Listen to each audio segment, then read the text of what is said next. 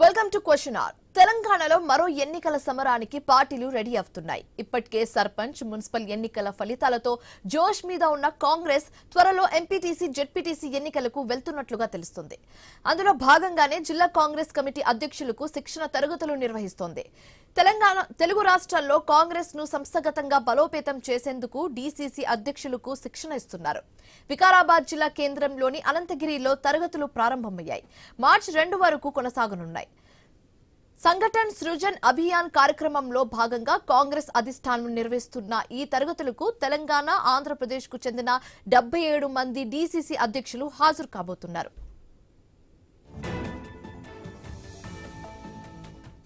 అయితే ఈ మధ్య రాష్ట్రంలోనే కాదు, దేశవ్యాప్తంగా దుమారం లేపిన సింగరేణి స్కామ్ పై హైకమాండ్ ఆరా తీసినట్టుగా తెలుస్తుంది. అవినీతి ఆరోపణలపై క్లారిటీ తీసుకున్నట్టుగా టాక్ వినిపిస్తుంది. బీజేపీ సహా ప్రతిపక్షాలు చేస్తున్న ఆరోపణలపై కూడా అడిగి తెలుసుకుంది.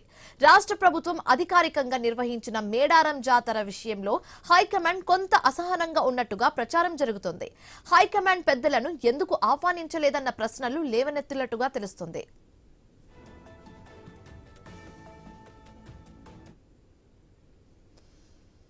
ఇదే అంశానికి సంబంధించి మరింత తాజా సమాచారం, కంప్లీట్ అప్డేట్ మా కలీగ్ వంశీ అందిస్తారు న్యూస్ రూమ్ నుంచి. Vamshi, over to you. Right Shivani, మీరు చెప్తున్నట్టుగా మరో లోకల్ ఫైట్ కి అయితే తెలంగాణలో ప్రధాన రాజకీయ పార్టీలన్నీ సన్నద్ధమవుతున్న పరిస్థితి అయితే కనిపిస్తుంది. ఇటీవలే మున్సిపల్ ఎన్నికలు అయితే ముగిశాయి. మున్సిపల్ ఎన్నికలు ముగిసిన తర్వాత ప్రధాన పార్టీలన్నీ కూడా పోస్ట్ మార్టం చేసుకుంటున్న పరిస్థితి. ఓవైపు కాంగ్రెస్ లో జోష్ నిండితే మరోవైపు భారతీయ జనతా పార్టీ పుంజుకుంది, బీఆర్ఎస్ ఏమో అంతర్మదనం చెందుతోంది.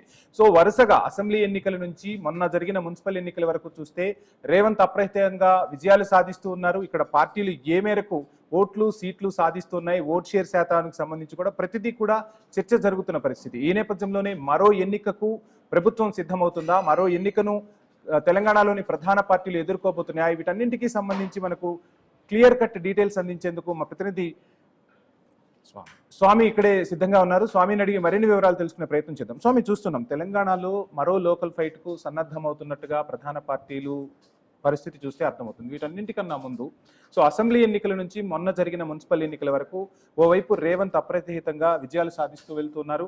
అంతకుముందు అంటే మున్సిపల్ ఎన్నికలకు ముందు కానీ, జూబ్లీ హిల్స్ ఉప ఎన్నికకు ముందు కానీ ప్రధాన ప్రతిపక్షమైన బీఆర్ఎస్ ఖచ్చితంగా మేమే విజయం సాధిస్తాం, ఈ ఎన్నికలు రెఫరెండం కాబోతున్నాయని చెప్పిన పరిస్థితి. కానీ ఎక్కడికక్కడ బీఆర్ఎస్ కాస్త చతికిలబడుతూ ఉంటే మరోవైపు భారతీయ జనతా పార్టీ ఎంపీ ఎన్నికలప్పటి నుంచి చూసుకుంటే కూడా కొంత ఓట్ షేర్కి సంబంధించి కానీ, డివిజన్లను గెలుచుకోవటం కానీ మొన్న కొంత రాజకీయంగా బలపడుతూ ఉన్న పరిస్థితులు అయితే కనిపిస్తున్నాయి. ఎలా చూస్తున్నారు మున్సిపల్ ఎన్నికలు ఓవరాల్? అంటే వంశీ, తెలంగాణలో మొన్న మున్సిపల్ ఎలక్షన్స్తో పోలిస్తే, గతంతో పోలిస్తే కూడా కొంత పార్టీ చాలా బలపడదని చెప్పుకోవచ్చు. కాంగ్రెస్ పార్టీ ఇటు ఆంధ్రప్రదేశ్ విభజన తర్వాత, తెలంగాణ ఏర్పడిన తర్వాత కాంగ్రెస్ పార్టీ పూర్తిగా రోజు రోజుకు నానాటిగా తీసికట్టుగా మారుతుందన్న చర్చ నుంచి కాంగ్రెస్ పార్టీ తెలంగాణలో రివైవ్ అయి ఇక్కడ పార్టీలో అధికారంలో తీసుకురాగలిగింది.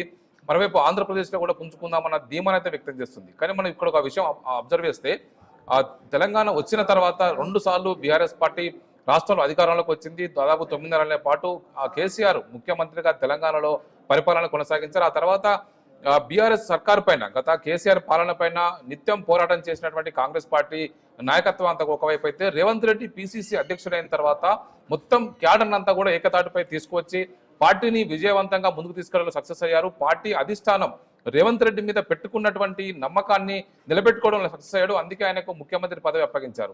ముఖ్యమంత్రిగా ఆయన దాదాపు 64 అసెంబ్లీ సీట్లను సాధించి కాంగ్రెస్ పార్టీ రాష్ట్రంలో సిపిఐతో కలిసి అధికారంలోకి పంచుకుంది. ఇప్పుడు అసెంబ్లీ ఎన్నికల తర్వాత జరిగినటువంటి లోక్సభ ఎలక్షన్స్ లో 8 ఎంపీ స్థానాలు గెలుపొందారు. ఒకవైపు భారతీయ జనతా పార్టీ కూడా అప్పుడున్న పరిస్థితుల్లో బీఆర్ఎస్ పార్టీని జీరోకు నెట్టి, అప్పుడున్నటువంటి వివిధ రాజకీయ కారణాల రీత్యా బీఆర్ఎస్ పార్టీ అంతర్గత సంక్షోభాల కారణంగా బీఆర్ఎస్ పార్టీ పుంజుకోలేకపోయింది.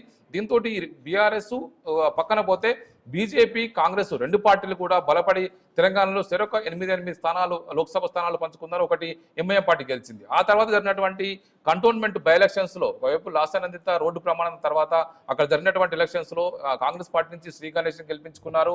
ఆ తర్వాత మొన్న జరిగినటువంటి జూబ్లీ హిల్స్ లో బీఆర్ఎస్ ఎమ్మెల్యే మాగంటి గోపినాథ్ మరణం తర్వాత వచ్చినటువంటి బై ఎలక్షన్స్ లో జూబ్లీ హిల్స్ లో కూడా అన్ని పార్టీలు, ఇటు బీఆర్ఎస్, కాంగ్రెస్, ఇటు బీజేపీ, ఎంఐఎంతో పాటు అందరూ కలిసికట్టుగా ఉన్నప్పుడు కూడా ఎంఐఎం కొంత కాంగ్రెస్ పార్టీకి సహకరించినప్పటికీ కూడా బీఆర్ఎస్, ఇటు కాంగ్రెస్ పార్టీల మధ్యన ప్రధానంగా పోరు జరిగింది. చివరి వరకు కూడా నువ్వా నేనన్నట్టుగా సాగినటువంటి పోరులో కాంగ్రెస్ పార్టీ విజయం సాధించింది. అక్కడ నవీన్ యాదవ్ గెలుపొందారు. ఒకవైపు ఇలాంటి పరిస్థితుల్లో బీఆర్ఎస్ పార్టీని పూర్తిగా జనంలోకి తీసుకెళ్లాలని ఆ పార్టీ భావిస్తుంది.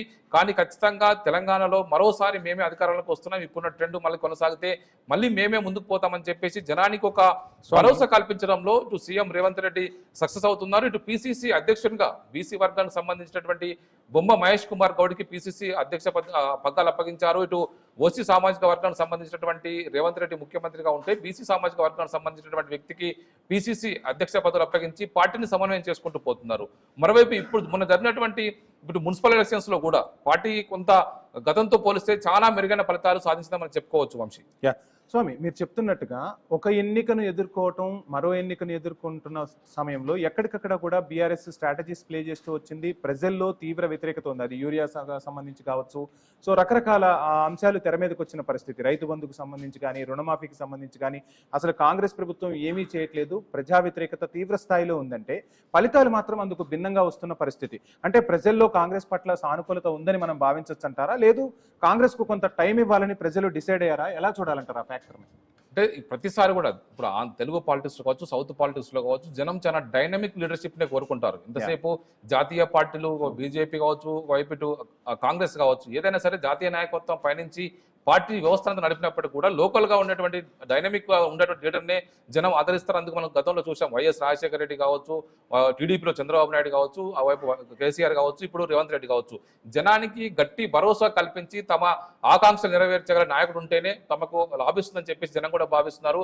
మరోవైపు ప్రాంతీయ పార్టీలు, సహజంగా ప్రాంతీయ పార్టీల్లో ఒక వ్యక్తి పూర్తిగా పార్టీని నడిపించి ముందుకు తీసుకెళ్లేటువంటి పరిస్థితి ఉంటుంది. అందుకు మనం టీడీపీని చూసాం, అంతకుముందు ఎన్టీఆర్ చూసాం, మనం చంద్రబాబు నాయుడు చూసాం, అవైపు కేసీఆర్ని కూడా చూసాం. ఇటు ఆంధ్రప్రదేశ్లో వైఎస్ జగన్మోహన్ రెడ్డి కూడా మనం అబ్జర్వ్ చేస్తే కూడా పార్టీలు మొత్తం ఏకతాటిపై తీసుకొచ్చే నాయకత్వమే ముందుకు జనానికి భరోసా కల్పించగలుగుతారని జనం నమ్ముతారు.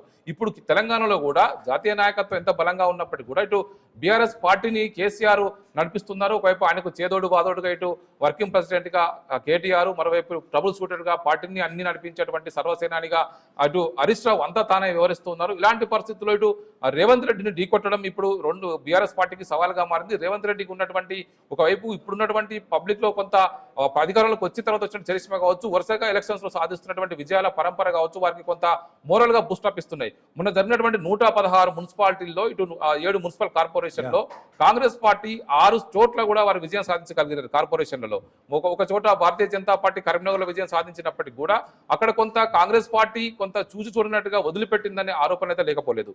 మరోవైపు అక్కడ బీఆర్ఎస్ పార్టీ కూడా కొంత లోపాయకారిగా వారు కొంత బయట నుంచి బలంగా పోరాడలేకపోయారు అన్నటువంటి అపప్రద కూడా ఆ పార్టీ నాయకత్వానికి ఉన్నది. ఇలాంటి పరిస్థితుల్లో ఈ 116 మున్సిపాలిటీలో దాదాపుగా కాంగ్రెస్ పార్టీకి 39% ఓట్ బ్యాంక్ షేర్ వచ్చింది. ఇటు బీఆర్ఎస్ పార్టీకి 28% ఓట్ బ్యాంకు షేర్ వచ్చింది. అయినప్పటికీ కూడా భారతీయ జనతా పార్టీ గతంతో పోలిస్తే బలంగా పుంజుకున్నప్పటికీ కూడా ఎక్కడ కూడా పెద్దగా మున్సిపాలిటీలను దక్కించుకున్నటువంటి పరిస్థితి లేదు. ఒక నారాయణపేట తప్ప మిగతా ఎక్కడ కూడా, అంటే గతంతో పోలిస్తే కొంత మున్సిపల్ కౌన్సిలర్ల సంఖ్యను పెంచుకోగలిగింది, మున్సిపల్ కార్పొరేటర్ సంఖ్యను పెంచుకోగలిగింది. నిజామాబాద్ మున్సిపల్ కార్పొరేషన్ దక్కించుకుంటామని చివరి వరకు పోరాడినప్పటికీ కూడా అక్కడ కాంగ్రెస్, ఎంఐఎం, ఇటు బీజేపీ ఈ ట్రాంగిల్ ఫైట్ లో బీఆర్ఎస్ పక్కకు పోయి ఒకవైపు చివరికి ఎంఐఎం, కాంగ్రెస్, బీజేపీ అన్నట్టుగా పోరు నడిచి చివరికి అది కాంగ్రెస్, ఎంఐఎం మైత్రితోటి నిజామాబాద్ కార్పొరేషన్ కూడా చివరికి కాంగ్రెస్ ఖాతాలో పడింది. రైట్ స్వామి, మీరు చెప్తున్నట్టుగా ఒక విశ్లేషణని మనం చూస్తే, మున్సిపల్ ఎన్నికలకు సంబంధించి ఒక విశ్లేషణ చూస్తే, అసెంబ్లీ ఎన్నికలప్పుడు కూడా దక్షిణ తెలంగాణలో కాంగ్రెస్ కు బలం, ముఖ్యంగా ఖమ్మం, నల్గొండ, మహబూబ్ నగర్ జిల్లాలు రేవంత్ అధికారంలోకి రావడానికి చాలా బూస్టప్ ఇచ్చిన అంశం. అదే విధంగా ఇప్పుడు మున్సిపల్ ఎన్నికల్లో కూడా చూస్తే సగానికి పైగా సీట్లు ఈ 3 జిల్లాల్లోనే గెలుచుకున్న పరిస్థితి. ఈ 3 జిల్లాల్లో బీఆర్ఎస్ ఎందుకు ఆ నాయకత్వం వెనకబడిపోయింది? ఈ 3 జిల్లాల్లో ఆనాటి అసెంబ్లీ ఎన్నికల నుంచి ఈనాటి మున్సిపల్ ఎన్నికల వరకు అక్కడ లీడర్లని నిలబెట్టడంలో బీఆర్ఎస్ సక్సెస్ కాలేకపోయిందా? ఆ వ్యూహాలు ఎందుకు ఫలించట్లేదంట? అంటే మొదటి నుంచి కూడా భారతీయ జనతా పార్టీ కావచ్చు, కాంగ్రెస్ పార్టీ కావచ్చు, బీఆర్ఎస్ పార్టీ కావచ్చు, బీఆర్ఎస్ పార్టీ ఉత్తర తెలంగాణలో ఉన్నంత బలం దక్షిణ తెలంగాణలో లేదన్నది కూడా మొదటి నుంచి కూడా కొంత పార్టీలో కొంత వాస్తవంగా మనం గమనిస్తే అర్థమవుతుంటుంది. మొన్న జరిగినటువంటి అసెంబ్లీ ఎలక్షన్స్ కావచ్చు, అంతకుముందు ఎలక్షన్స్ కావచ్చు, ఖమ్మం జిల్లాను మనం ఉమ్మడి ఖమ్మం జిల్లాను కనుక మనం పరిశీలిస్తే ఉమ్మడి ఖమ్మం జిల్లాలో 2014 అసెంబ్లీ ఎలక్షన్స్ కావచ్చు, 18 అసెంబ్లీ ఎలక్షన్స్ కావచ్చు, మొన్న 23 అసెంబ్లీ ఎలక్షన్స్ కావచ్చు, ప్రతిసారి కూడా ఒక్కొక్క అసెంబ్లీ స్థానాన్ని మాత్రమే గెలుపొందగలిగింది. గతంలో ఉమ్మడి నల్గొండ జిల్లాలో 13కు 13 అసెంబ్లీ స్థానాలు మొన్న జరిగినటువంటి బై ఎలక్షన్స్ లో కావచ్చు, హుజూర్ నగర్ కావచ్చు, మునుగోడు కావచ్చు, నాగార్జున సాగర్ బై ఎలక్షన్స్ పోలిస్తే 13కు 13 స్థానాల్లో ఉమ్మడి నల్గొండ జిల్లాలో బాగా వేసినటువంటి బీఆర్ఎస్ పార్టీ మొన్న ఒకే ఒక్క స్థానం ఒక సూర్యాపేటకే పరిమితమైంది. కీలకమైంది. ఇటు ఉమ్మడి మహబూబ్నగర్ జిల్లాలో కూడా అదే పరిస్థితి. ఉమ్మడి మహబూబ్నగర్ జిల్లాలో కూడా దాదాపుగా 12-13 స్థానాల్లో బలమైనటువంటి పార్టీగా ఉన్నటువంటి బీఆర్ఎస్ పార్టీ ఇప్పుడు అక్కడ కేవలం 2 స్థానాలకే, ఆలంపూరు, గద్వాల 2 స్థానాలు మాత్రం అసెంబ్లీ ఎలక్షన్స్ గెలుచుకున్నది. గద్వాలో గెలిచినటువంటి వైపు బండ్ల కృష్ణమోహన్ రెడ్డి మళ్ళీ కాంగ్రెస్ గూటికి చేరుకున్నారు. ఆ పార్టీ ఇప్పుడు మొన్న ఈ అసెంబ్లీ ఎలక్షన్సే కాకుండా మన మున్సిపల్ ఎలక్షన్స్ విషయాన్ని కూడా గమనిస్తే ఇటు ఉమ్మడి ఖమ్మం జిల్లాలో బీఆర్ఎస్ పార్టీ ఒక్క మున్సిపాలిటీని కూడా చేజించుకోలేకపోయింది. అది గతంలో అసెంబ్లీ ఎలక్షన్స్ లో కొంత వైఫల్యం చెందినప్పటికీ కూడా లోకల్ బాడీ ఎలక్షన్కి వచ్చేసరికి అనేక చోట్ల కూడా బలంగా ఉండేది. అయినప్పటికీ కూడా మొన్న జరిగినటువంటి మున్సిపల్ ఎలక్షన్స్ లో పూర్తిగా పార్టీ చతికిల పడిపోయింది. ఇటు ఉమ్మడి నల్గొండ జిల్లాకు వస్తే కేవలం తిరుమలగిరి మున్సిపాలిటీ తప్ప ఒక్క మున్సిపాలిటీలో కూడా బీఆర్ఎస్ పార్టీ విజయం సాధించలేకపోయింది. అదేవిధంగా మనం మహబూబ్నగర్ జిల్లాకు వచ్చి విశ్లేషిస్తే కనుక మహబూబ్నగర్ లో ఒకవైపు ఆలంపూర్ నియోజకవర్గంలో అక్కడ ఒకవైపు చల్లా వెంకటరామరెడ్డి ఎమ్మెల్సీగా మొదటి నుంచి అంత బలమైన నాయకుడిగా ఉన్నాడు.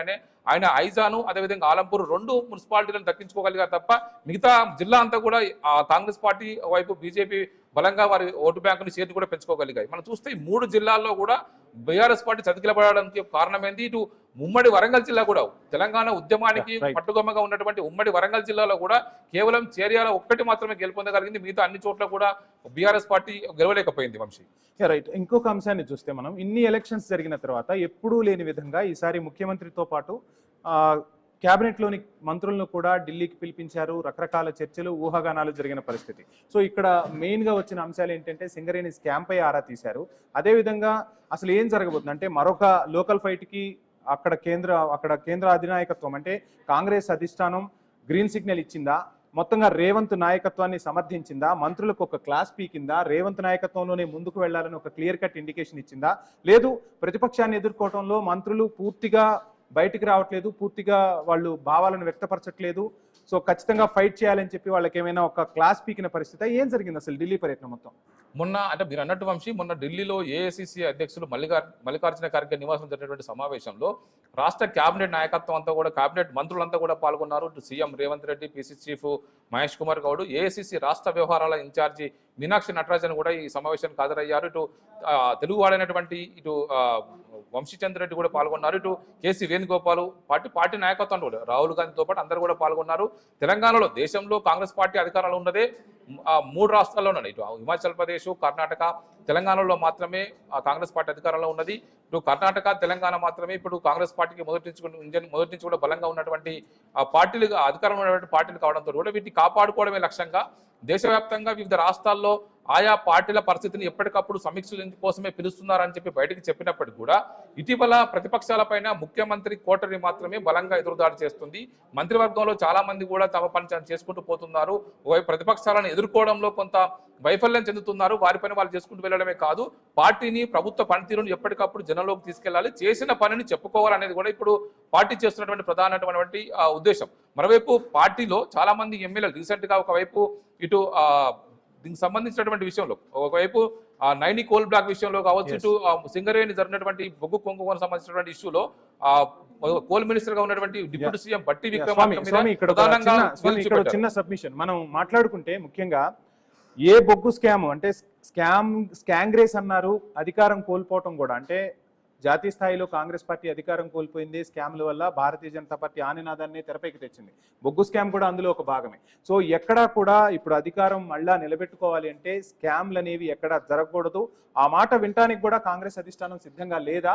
సింగరేణికి సంబంధించి, నైని కోల్ బ్లాక్ సంబంధించి అధిష్టానం పిలిపించటం, ప్రతిదీ కూడా వివరంగా తెలుసుకునేలా అందరి సమక్షంలోనే మాట్లాడటం ఎలా చూడాలంటారు? ఏంటి అసలు అంటే ముఖ్యమంత్రి రేవంత్ రెడ్డి సమక్షంలోనే పలువురు సీనియర్ మంత్రులు, గతంలో పీసీసీలో పనిచేసినటువంటి ఉత్తమ్ కుమార్ రెడ్డి కావచ్చు, ఇటు బట్టి విక్రమార్క కావచ్చు, చాలా మంది సీనియర్ నాయకత్వం నోటి నుంచి పార్టీలో పనిచేసిన వారంతా కూడా ఎవరికి వారా యమునా తీర అన్నట్టుగా వివరిస్తున్నారని చెప్పేసి పార్టీ అధిష్టానం గుర్తించే వాళ్ళకు ఒక దశలో కొన్ని సూచనలు కావచ్చు, మరోవైపు తలంటే విషయాలు కావచ్చు, మరోవైపు గట్టి హెచ్చరికతో చెప్పేటువంటి విషయాలు కావచ్చు, ఇవన్నీ కూడా వారికి ఏకకాలంలో చెప్పినట్టుగా కూడా తెలుస్తుంది. మరోవైపు ఇందులో భాగంగానే పలువురు మంత్రుల పనితీరు విషయంలో కొంత పార్టీ అసహనంతో ఉంది. అవసరమైతే పార్టీ క్యాబినెట్ రీషఫుల్ చేసేందుకు కూడా వెనకాడబోదు. ఇప్పుడు దాదాపుగా 2.5 సంవత్సరాలు ప్రభుత్వ పరిపాలనతో ముందుకు పోతుంది. మరొక 2.5 సంవత్సరాలు మాత్రమే ఉంది. మధ్యలో 1 సంవత్సరం మాత్రమే మనకు అవకాశం ఉంటుంది. ఆ సంవత్సరం వచ్చేదంతా కూడా ఎలక్షన్ ఇయర్ 2029 ఏప్రిల్ నాటికి ఎలక్షన్ వస్తాయని చెప్పి అందరూ అనుకున్నప్పుడు కూడా మనకు ఉన్నటువంటి అవకాశం మేరకు 2028 డిసెంబర్ లోపు రాష్ట్రాల అసెంబ్లీ ఎలక్షన్స్ కంప్లీట్ కావాలి. జమిలీ ఎలక్షన్స్ కనుక వస్తే కనుక అది ఖచ్చితంగా 29 నవంబర్ వరకు, ఏప్రిల్ వరకు వెళ్తుందని చెప్పేసి ముఖ్యమంత్రి పదే చెప్తున్నంతో కూడా పార్టీలో ఉన్నటువంటి లుకలుకలు కావచ్చు, ప్రభుత్వంలో ఉన్నటువంటి లుకలుకల్ని ఎప్పుడప్పుడు సెటిల్ చేయకపోతే పార్టీకి మరింత నష్టం జరుగుతుంది. ప్రభుత్వం పనితీరు కూడా మరింత గాడిన పడడం ఇబ్బంది అవుతుందని చెప్పేసి పార్టీ అధిష్టానం అంతా కూడా వారిని పిలిచి వారికి సరైన రీతిలో చెప్పాల్సిన విషయాలు కూడా చెప్పారని చెప్పేసి ఒక వర్గం అంటుంటే, మరొక వర్గం ఖచ్చితంగా వారికి క్లాస్ తీసుకున్నారు.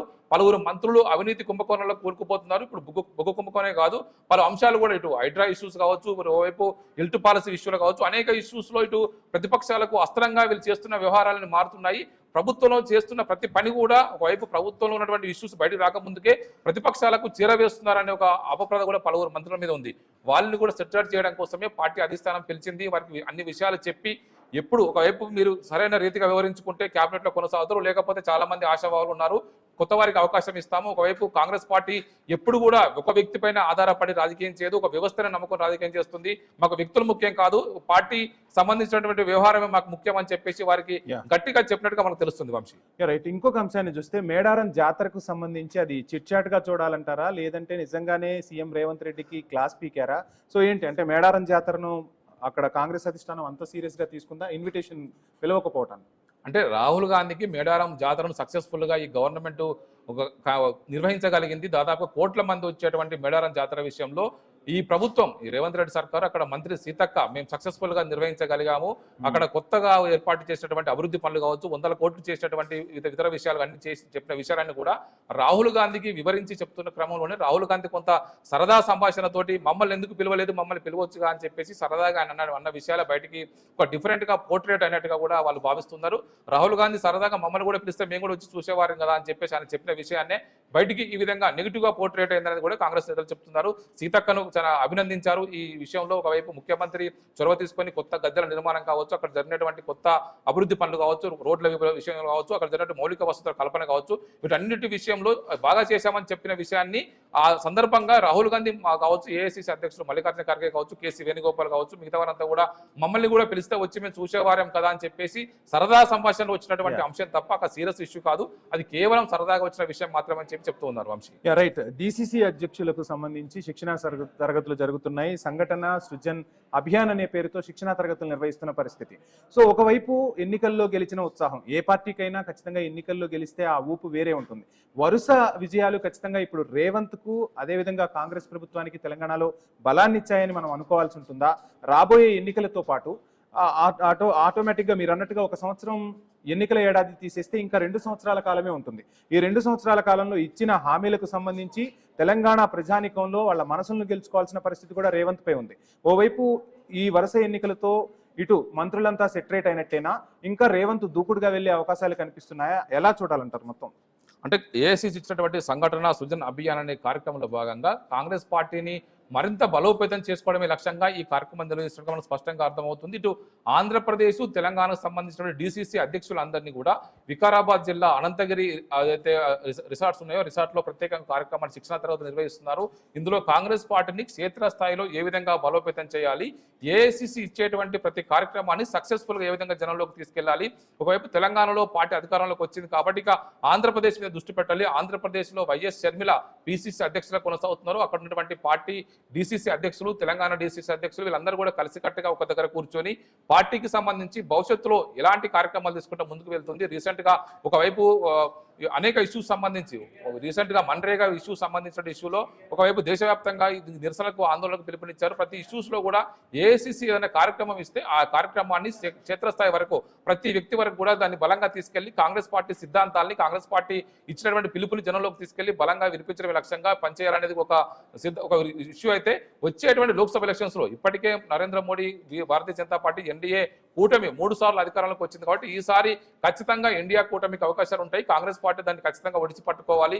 ఖచ్చితంగా దేశవ్యాప్తంగా అన్ని రాష్ట్రాల్లో కూడా పార్టీ పరిస్థితిని ఎప్పటికప్పుడు సమీక్షించుకొని రివ్యూలు నిర్వహిస్తున్నారు. దానికి తోడు శిక్షణ తరగతులు ఉండాలని చెప్పేసి భావించే ఇటు వికారాబాద్ రిసార్ట్ లో ఈ శిక్షణ కార్యక్రమాలకు పార్టీ సంఘటన సృజన్ అభియాన్ పేరుతోటి వీటిని ఖచ్చితంగా నిర్వహిస్తూ ఉన్నారు. ఇందులో ముఖ్యమంత్రి రేవంత్ రెడ్డి, పిసిసి అధ్యక్షులు ఇటు బొమ్మ మహేష్ కుమార్ గౌడ్, ఇటు ఆంధ్రప్రదేశ్ పిసిసి అధ్యక్షురాలు వైఎస్ షర్మిలతో పాటు అందరూ కూడా పాల్గొన్నారు. ఇవి ఒకవైపు ఒకవైపు మార్చి 2వ తేదీ వరకు కూడా ఇవి కొనసాగుతాయి. అప్పటి వరకు కూడా పార్టీ ఏ సబ్జెక్టుల పైన వారిని శిక్షణ కార్యక్రమాలు తీసుకెళ్లి వాళ్ళకి శిక్షణ నిర్వహించాలని చెప్పి భావిస్తున్నారు. ప్రతి అంశానికి సంబంధించి కూడా వారికి శిక్షణ కార్యక్రమంలో కాంగ్రెస్ పార్టీ సిద్ధాంతాన్ని, గాంధేయవాదాన్ని జనంలోకి తీసుకెళ్లే లక్ష్యంగా, ఈ కాంగ్రెస్ పార్టీ సిద్ధాంతాల కోసమే పార్టీని బలోపేతం చేయడం లక్ష్యంగానే ఈ సంఘటన సృజన అభియాన్ కార్యక్రమం నిర్వహిస్తున్నట్టుగా మనకు తెలుస్తుంది. వంశీ, స్వామి, ఫైనల్ గా సరే, ఎంత కాంగ్రెస్ పార్టీ బలంగా ఉన్నా, వరుస విజయాలు సాధిస్తున్నా, బీఆర్ఎస్ ని తక్కువ అంచనా వేయలేం. ఉద్యమ పార్టీ, ఇంకా ప్రజల్లో బీఆర్ఎస్ కి సంబంధించి ఆ భావజాలం ఉంది. ఒక్కసారి అటు చూస్తే అగ్రనాయకత్వం ఉంది. అటు హరీష్ రావు అవ్వచ్చు, ఇందాక మీరు చెప్పినట్టుగా కేటీఆర్ అవ్వచ్చు, బీఆర్ఎస్ అంత స్ట్రాంగ్ గా ఉంది. మరోవైపు ఎన్నికల్లో వచ్చిన ఊపుతో భారతీయ జనతా పార్టీ కూడా వ్యూహాలు రచిస్తూ ఉంటుంది. ఇక తెలంగాణలో రాజకీయం రసకందాయంగా ఉండబోతుందా? రాబోయే రోజుల్లో ఏ విధంగా ఉండబోతుంది అనుకోవచ్చు? పార్టీల స్ట్రాటజీలు, వ్యూహాలు ఏ విధంగా ఉంటాయని మనం అంచనా వేయచ్చు అంటారు. అంటే ఇప్పటికిప్పుడు మరోసారి అధికారాన్ని దక్కించుకోవడమే లక్ష్యంగా కాంగ్రెస్ పార్టీ ఖచ్చితంగా అన్ని రకాల ఎత్తుగడలు వినియోగిస్తుంది. మరోవైపు కాంగ్రెస్ పార్టీని అధికారంలో దించడమే లక్ష్యంగా ఇటు బీఆర్ఎస్ పార్టీ, ఇటు కేసీఆర్, కేటీఆర్, హరీష్ రావులు పూర్తిగా అన్ని రకాల సంసిద్ధమయ్యే జనంలోకి వెళ్తున్నారు. నిత్యం ఏ ఒక్క ప్రజా సంబంధించిన అంశం వచ్చినా కూడా దాన్ని జనంలోకి తీసుకెళ్తూ ఈ ప్రభుత్వాన్ని కావచ్చు, ఈ ప్రభుత్వం ఉన్నటువంటి పరిపాలన లోటుపాట్లు కావచ్చు, విధానపరమైన లోటుపాట్లు కావచ్చు, వాటిని అసెంబ్లీలో బయట ఎండగడుతూ ఉన్నారు. ఇటు భారతీయ జనతా పార్టీకి కూడా రాష్ట్రంలో అధికారంలో రావాలనే ఒక బలమైనటువంటి ఆలోచనతో వారు కూడా ముందుకు పోతున్నారు. దీనికి తోడు మనం వచ్చినటువంటి అసెంబ్లీ ఎలక్షన్స్ తో పాటు పార్లమెంట్ ఎలక్షన్స్ లో వచ్చినటువంటి ఫలితాలు కావచ్చు, మున్సిపల్ ఎలక్షన్స్ వచ్చినటువంటి ఫలితాలు వాళ్ళు కొంత బూస్టప్ ఇస్తున్నాయి.